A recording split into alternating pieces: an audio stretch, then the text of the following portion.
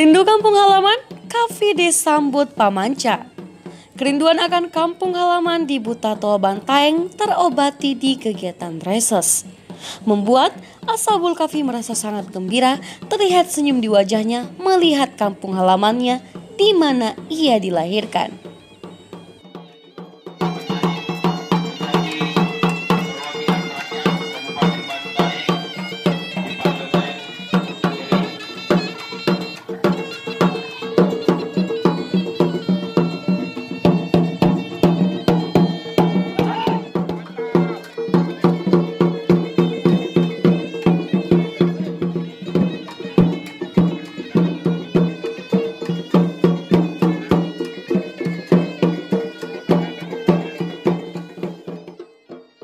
Ashabul Kafi memuji budaya lokal yang jarang dijumpainya.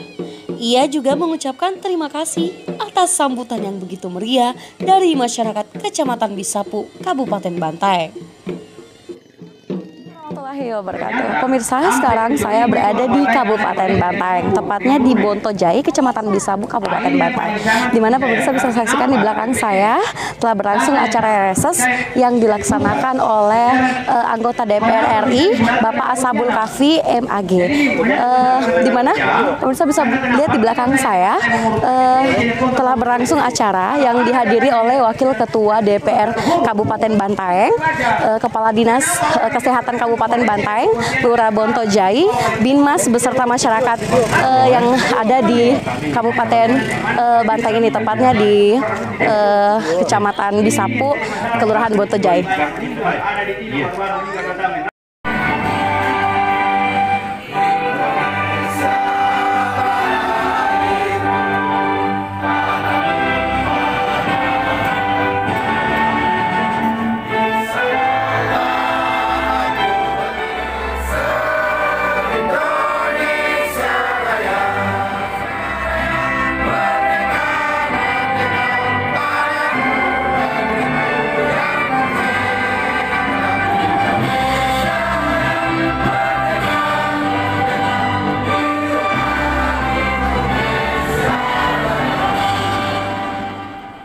Dan sehat itu kita rasakan ketika kita sakit.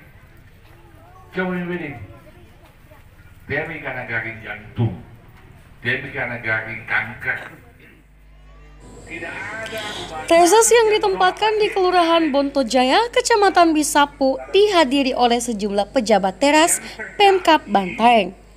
Kehadiran Ashabul Kafi di Bantaeng disambut antusias warga. Bahkan ada yang tidak kebagian kursi, rela berdiri hanya ingin melihat wajah anggota DPR RI ini. Kafi dalam sambutannya menyatakan bahwa kepentingan daerah adalah menjadi perjuangan di Senayan, khususnya di bidang kesehatan. Kementerian Kesehatan dan di bidang ketenaga kerjaan. Demikian, Assalamualaikum warahmatullahi wabarakatuh. Khususnya tingkat pendidikan, khususnya yang menjadi permasalahan selama ini adalah pendidikan yang berada di swasta.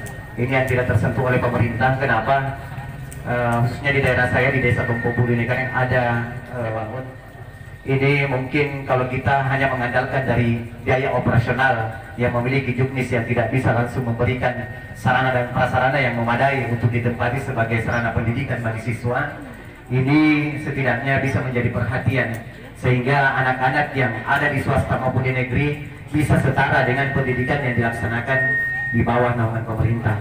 Jadi pada kesempatan setidaknya yang poin penting yang ingin saya sampaikan pada hari ini, karena mudah-mudahan ada mungkin dari Dinas Kementerian Ketenagakerjaan dapat membuatkan sebuah wadah atau semacam bentuk-bentuk pelatihan yang ingin disampaikan kepada para pemuda-pemuda dan pelajar yang setidaknya dapat membuat wadah yang dapat meningkatkan kredibilitas dan potensinya, khususnya yang ada di pedesaan, sehingga saya yakin dan percaya bahwasanya Indonesia yang selama ini dikategorikan banyak mengirim keluar di negara-negara lain menjadi TKI. Dan bagaimana kira-kira solusi untuk mengurangi adanya pengiriman tenaga kerja yang ilegal, Pak? Jadi yang pertama perlu diberikan pemahaman dan sosialisasi ke masyarakat bahwa menjadi PMI atau pekerja migran Indonesia yang dulu namanya TKI itu sah-sah saja. Kita himbau dan mereka berangkat itu yang pertama dia harus siapkan skillnya dulu, keterampilannya. Kemudian yang kedua dia berangkat secara resmi melalui Kementerian Tenaga Kerja. Kita alami sekarang ini di hampir seluruh wilayah di Indonesia memang masih banyak TKI atau PMI yang ilegal. Nah, yang ilegal inilah yang cenderung mengalami perlakuan tidak adil, bahkan cenderung dizalimi di negara yang mereka tempati bekerja. Jadi pemerintah harus membuat regulasi yang memudahkan mereka. Dan mudah-mudahan nanti dengan adanya Omnibus Law ini, yang dimana pemerintah mau menyederhanakan aturan-aturan ini, betul-betul bisa mengcover termasuk persoalan-persoalan yang ada di bidang ketenagaan. Ini saya sudah mendengar langsung juga dari masyarakat bahwa ternyata di Campakalo ini cukup banyak ya PMI yang bekerja di luar. Olehnya itu mudah-mudahan melalui pertemuan ini dengan saya sudah singgung juga tadi bahwa mereka betul-betul harus sesuai dengan mekanisme yang ada, berangkat dengan resmi dan memiliki keterampilan. Dengan adanya keluhan masyarakat tentang pelayanan BPJS itu solusinya gimana, Pak? Nah, yang pertama alhamdulillah karena melalui yudikatif, jadi kan legislatif sudah berjuang. Tapi selama ini kan pihak eksekutif seolah-olah tidak mendengar aspirasi kami. Tapi alhamdulillah yudikatif kemarin sudah memutuskan kenaikan iuran BPJS itu dibatalkan. Gitu kan. Nah, mudah-mudahan dengan tidak naiknya iuran BPJS ini masyarakat sudah bisa lebih bersemangat lagi untuk memenuhi kewajibannya bagi mereka yang menjadi peserta BPJS bayar secara rutin dan disiplin gitu kan. Nah, karena begini, ada kecenderungan masyarakat kita selama ini hanya mau menuntut haknya saja. Padahal di balik hak itu ada namanya kewajiban. Dong, bayar kok, gitu kan? Nah, kecuali memang bagi mereka yang tidak mampu dan betul-betul miskin, itu kan sudah di-cover oleh pemerintah melalui PBI, gitu kan. Nah, jadi bahwa kemudian memang masih ada kasus-kasus itu tidak bisa juga kita generalisasi. Bahwa memang kadang-kadang masih ada perilaku oknum ya, bukan rumah sakitnya, oknum-oknum petugas di rumah sakit itu yang kadang mungkin masih perlu dibina dalam melayani para pasien itu ya, seperti itu. Nah, itu menjadi tugas rumah sakit lah. Pada kesempatan itu, Kepala Dinas Kesehatan Kabupaten Bantaeng juga mengucapkan terima kasih atas kedatangan Ashabul Kahfi di Bisapu, mewakili pemerintah Kabupaten Bantaeng dan jajarannya. Berikut petikan wawancara Dr. Ihsan di tengah-tengah acara reses. Gini, dengan adanya keluhan masyarakat, adanya laporan masyarakat terkait iuran BPJS yang naik turun atau iuran BPJS yang sekarang turun lagi, itu gimana Pak sebagai Kepala Dinas Kesehatan? Yang pasti terkait masalah adanya informasi yang kami dapatkan melalui media bahwa Mahkamah Agung itu telah ketuk palu membatalkan kenaikan dari iuran BPJS. Tapi perlu kita pelajari lagi salinan dari Mahkamah Agung ini seperti apa. Apakah putusan ini all segment ya, itu berlaku untuk kelas 1, kelas 2, kelas 3 atau cuma kelas 3 saja? Ini yang perlu kita pelajari. Insya Allah dengan turunnya iuran untuk BPJS ini itu akan memberikan dampak yang bagus untuk masyarakat kita, terutama yang masuk golongan miskin.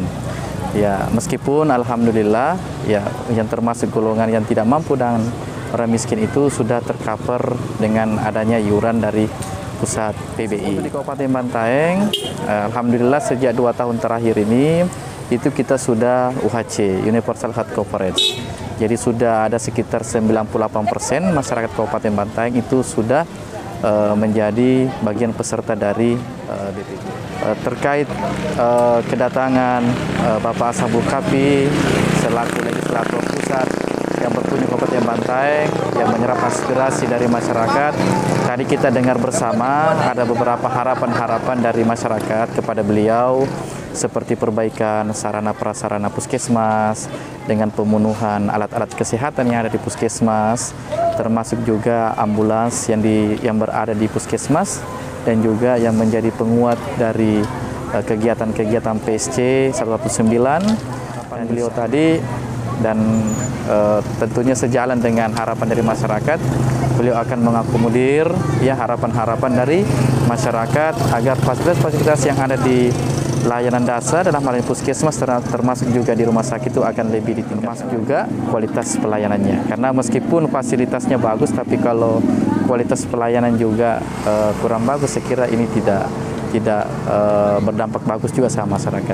Jadi kita harapkan sarana bagus, kualitas pelayanan juga bagus. Itu yang kita harapkan. Karena kan selama ini Bapak banyak sekali ya masyarakat Kabupaten Bantaeng ini yang mengeluh akan pelayanan BPJS gitu Pak. Jadi Bapak Kepala Dinas Kesehatan Kabupaten Bantaeng ini apakah ada solusi untuk mencegah pelayanan itu supaya bisa disamaratakan Bapak?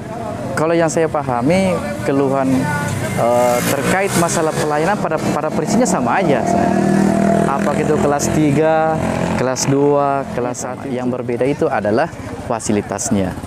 Contohnya. Tapi kalau pelayanan itu harus sama, termasuk juga obatnya, senyumannya pemberi pelayanan kesehatan kepada masyarakat yang dilayani di kelas 3 itu harus sama dengan senyuman yang diberikan pemberi pelayanan kepada pasien-pasien yang dirawat di kelas 2, kelas 1 ataupun di VIP. Ya, seperti itu. Itu idealnya harus seperti itu. Iya. Oke Pak, terima kasih banyak. Terima kasih. Pak. Oke Ibu selaku Kepala Puskesmas yang ada di Kecamatan Bisapu Kabupaten Bantaeng, dengan datangnya Bapak Ashabul Kahfi ini selaku anggota Dewan DPR RI, kira-kira Ibu tanggapannya gimana Ibu?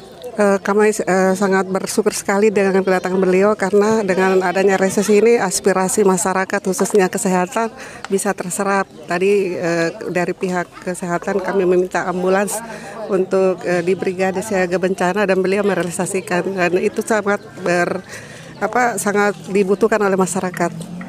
Ya. Apakah selama Ibu menjabat sebagai Kepala Puskesmas masih ada pelayanan-pelayanan yang membuat resah masyarakat di sini Bu atau apa? Alhamdulillah selama ini yang tahun lalu masyarakat merasakan masalah ambulans jenazah, alhamdulillah sudah terrealisasi tahun ini. Jadi sudah tidak ada masalah lagi. Masyarakat tentang kesehatan sudah terpenuhi.